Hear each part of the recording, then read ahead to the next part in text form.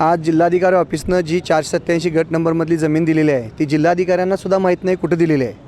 हा दवाखाना एका तळ्याच्या शेजारी दिलेला आहे आणि त्या तळ्याचा कॅचमेंट एरिया संपूर्ण बंद होणार आहे आणि हे प्रशासनाच्या देखील लक्षात आलेलं आहे आणि पाटबंधारे खात्यानं हे तळं प्रदूषित होऊ नये किंवा ह्या विहिरीला पाणी प्रदूषित होऊ नये म्हणून त्यांनी एक त्याच्यात शक्कल लढलेलं आहे। म्हणजे दवाखान्याच्या कुठल्याही इस्टिमेट कोटेशनमध्ये भिंत नसताना भिंतीचं कोटेशन करून घेतलेलं आहे, एस्टिमेट करून घेतलेलं आहे आणि विनाकारणी प्रशासनाचे 14 कोटी रुपये तिथं खर्च करायला चालू आहे।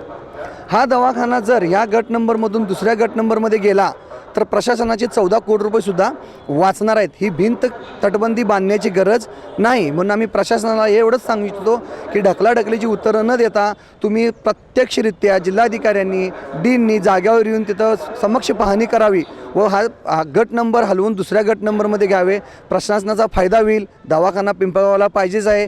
या उपरी जर कोणी याच्याकडे लक्ष देणार नसेल तर 4 दिवसाची वाट पाहू जिल्हाधिकाऱ्यांच्या पत्राची।